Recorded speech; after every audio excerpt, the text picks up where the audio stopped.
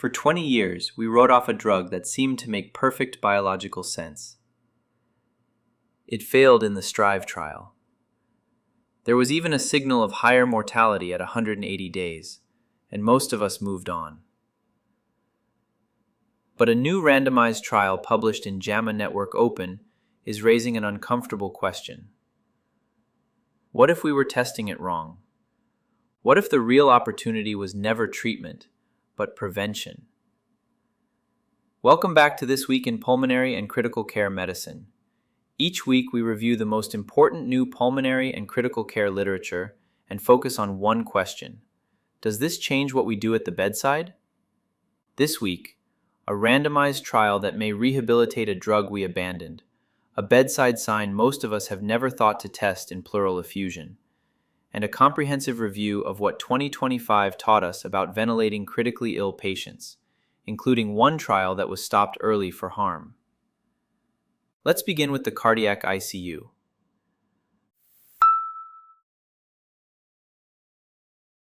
Most intensivists know what happens after cardiopulmonary bypass. The circuit activates neutrophils. Neutrophil elastase floods the lungs. The alveolar capillary barrier begins to break down. We've watched this happen for decades. What we've never had, until now, is a well-designed, randomized trial asking whether we can block that process early enough to prevent ARDS from developing. Pan and colleagues published this trial in JAMA Network Open in March 2026. They enrolled 424 patients scheduled for elective cardiovascular surgery at a major referral center in Nanjing, China. Patients received either continuous intravenous Sivelestat, a selective neutrophil elastase inhibitor, or placebo, started within 6 hours of ICU admission after surgery and continued for up to 7 days.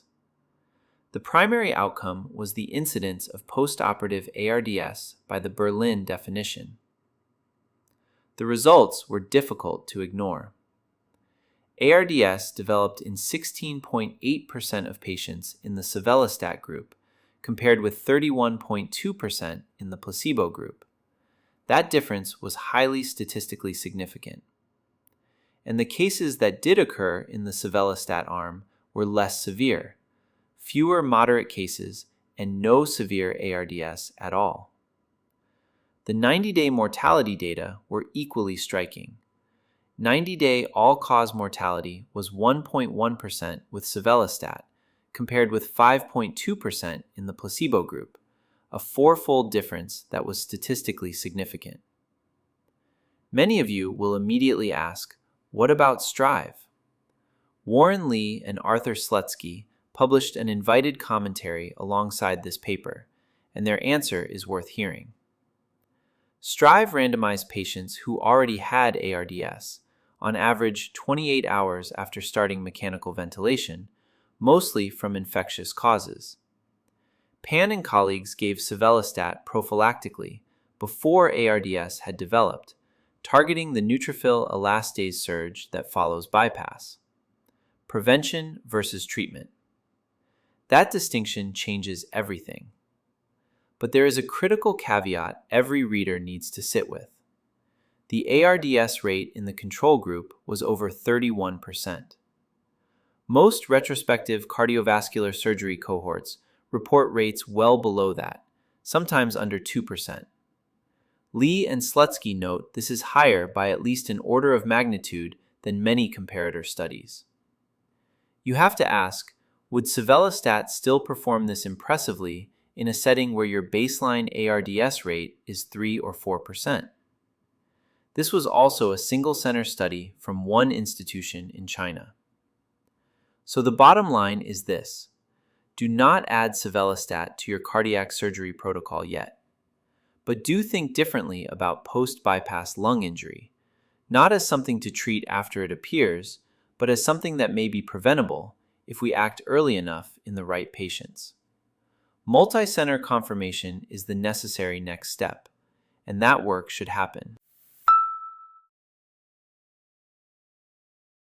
Here is a question I suspect most of us have never asked in clinic. When you assess a patient with a pleural effusion, do you ask whether they get breathless when they bend forward to put on their shoes? Probably not. And yet, a prospective study just published in the European Respiratory Journal suggests that this symptom, called Bendopnoea, is present in more than half of patients with pleural effusion, and that asking about it gives you clinically useful information. This is the third study in the PLEASE series, led by Gary Lee's group in Perth, Australia. The first two studies established how pleural fluid distorts diaphragm mechanics on both sides. PLEASE 3 asked a simpler question. What about the symptom patients mention when they try to tie their shoelaces?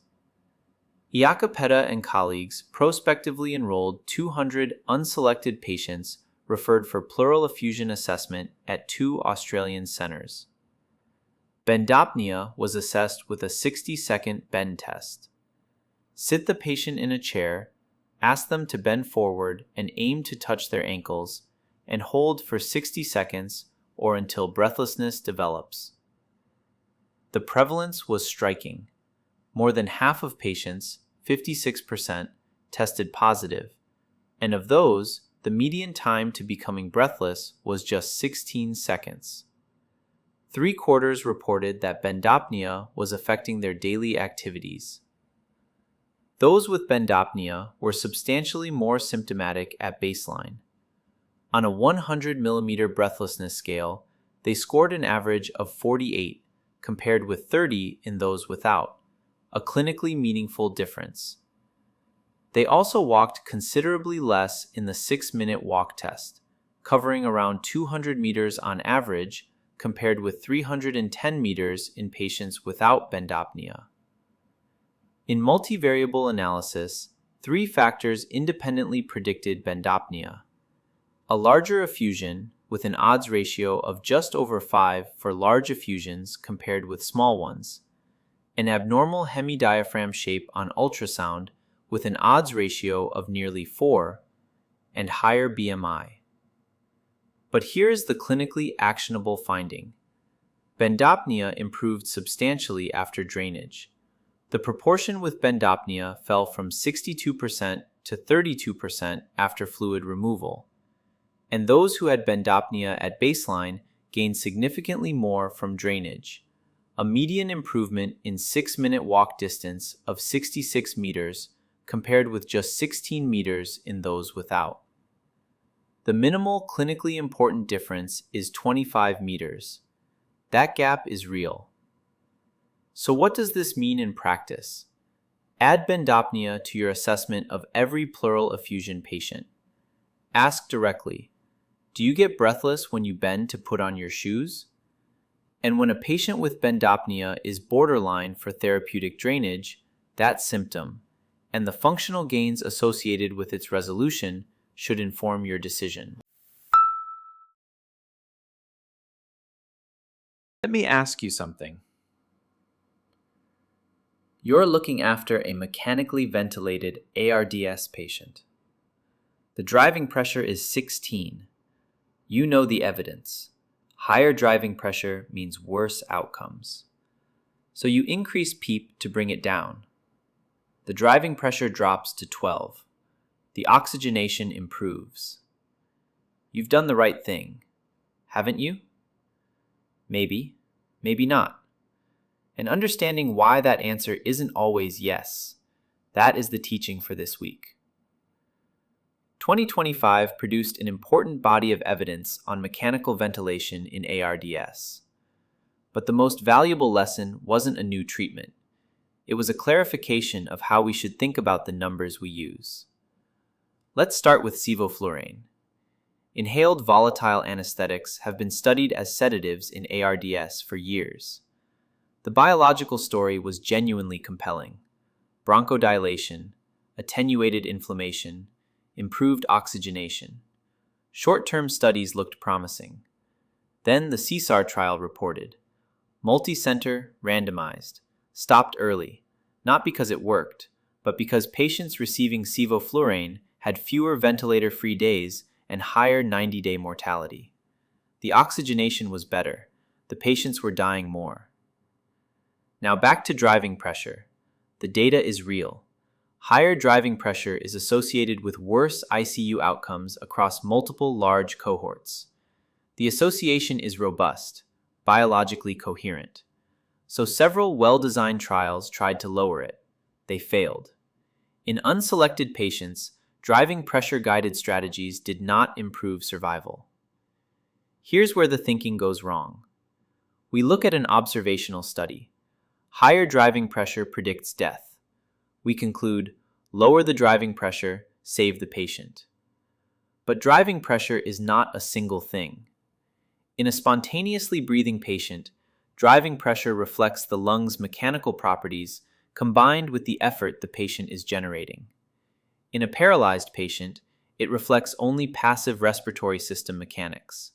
The same number, completely different physiology. So when you increase PEEP to lower driving pressure in a patient with spontaneous effort, you may be improving lung mechanics, or you may be increasing pleural pressure, reducing venous return, dropping cardiac output, and making the patient hemodynamically worse. You looked at one number. You couldn't see the others. The common reaction when driving pressure looks high is to push harder on PEEP or tighten tidal volume targets. But what actually happens is sometimes the opposite of what you intend. You optimize the ventilator number while worsening the patient's physiology underneath it. This is the misconception that runs through much of our ventilation thinking. We find a number that predicts outcomes in observational data. We assume targeting that number will improve outcomes in trials. It doesn't, because the number is a signal, not a target. The same applies to mechanical power, oxygenation targets, and sedation depth. Each number captures something real. None of them captures everything. The most honest lesson from 2025 is this. We are not going to improve outcomes in ARDS by giving every patient the same driving pressure limit, the same oxygen target, or the same sedation strategy. We are going to improve outcomes by understanding what the number actually represents in this patient, at this moment, given this lung, this effort, and this circulation. When physiology looks better on paper, ask one more question before concluding the patient is doing better. Ask whether the mechanism behind that improvement is one the patient can sustain.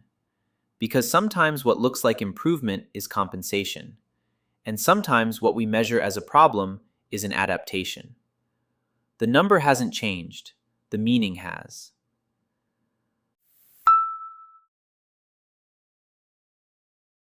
This week's episode had 3 distinct threads worth carrying forward.